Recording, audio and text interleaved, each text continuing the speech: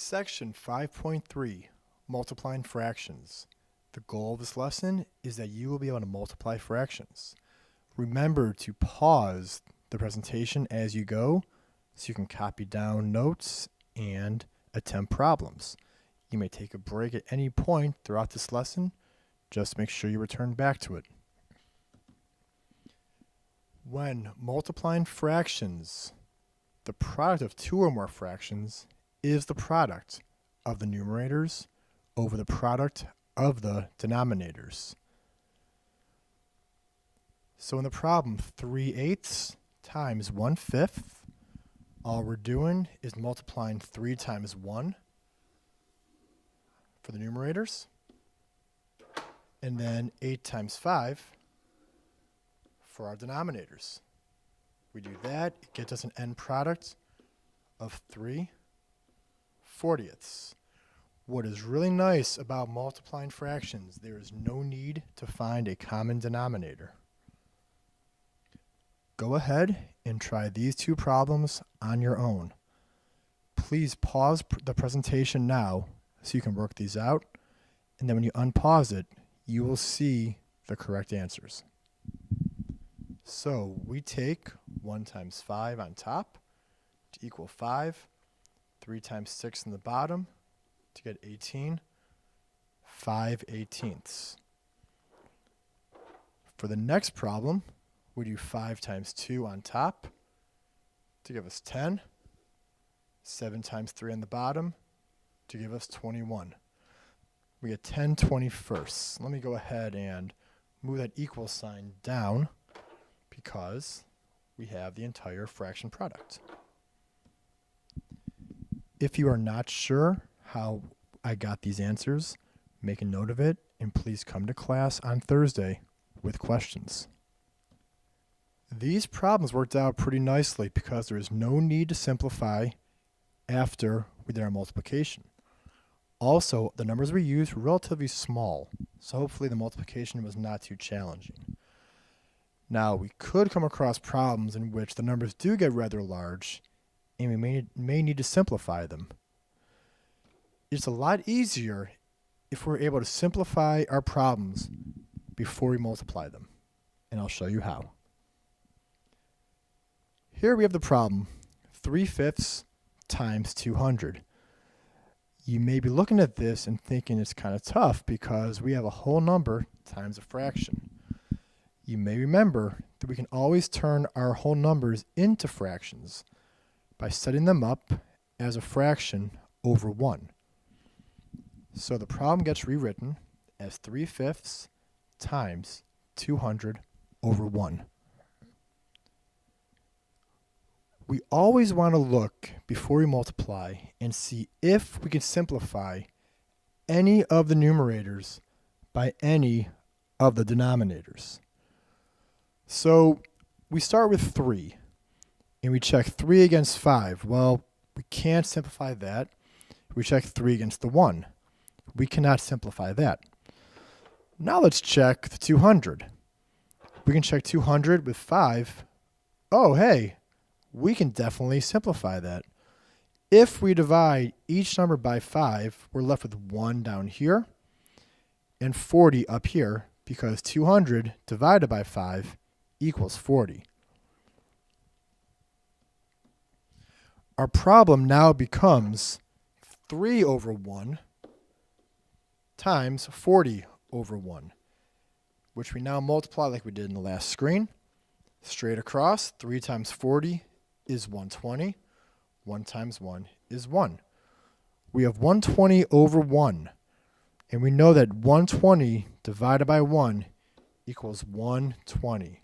We always want our answers as simplified as possible. I want you to go ahead and pause the presentation now, attempt the problems on your own, and check back when you're done by unpausing it. I'm going to rewrite 8 as 8 over 1. So we have 8 over 1 times 3 over 4. I look at my 8 and my 4. I can divide them both by 4. So I now have 2 over 1 times 3 over 1, which gives me 6 for an answer.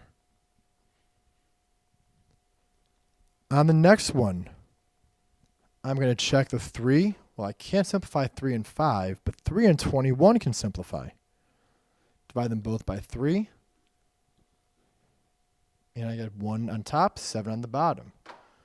Then I look at my 10 and my 5. Divide those both by 5. I get 2 on top, 1 on the bottom.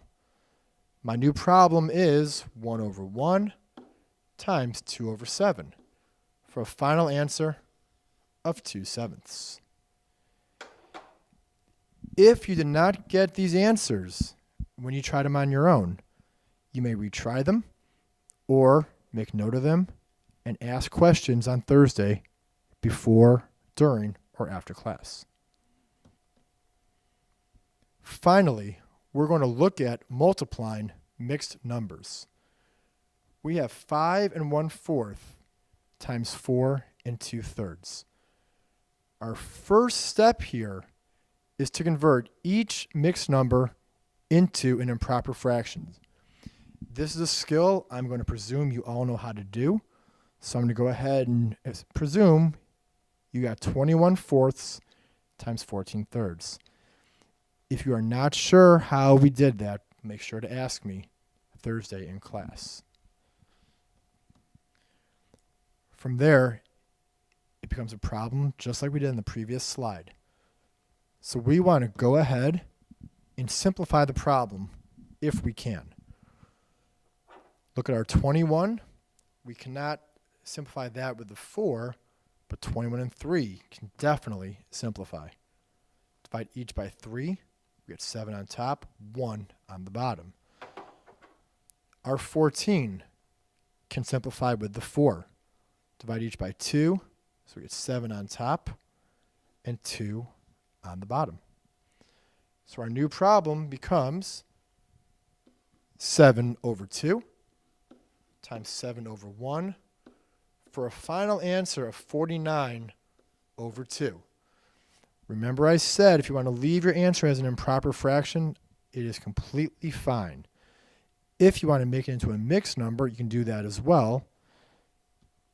So when we take 49 divided by 2, we should get 24 1/2. Either form is completely correct. You will now attempt these two problems on your own. When I am done speaking, please pause the slideshow, work the problems out. Once you are finished, unpause it and see if your answer matches what I get. I will start by making 4 4/5 into an improper fraction.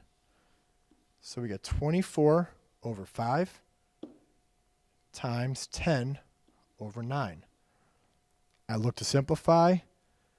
24 and 9 can each be divided by 3. 10 and 5 can each be divided by 5.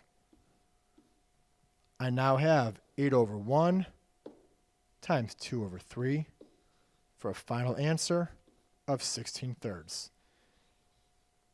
If you want to make that into a mixed number, it becomes 5 1/3.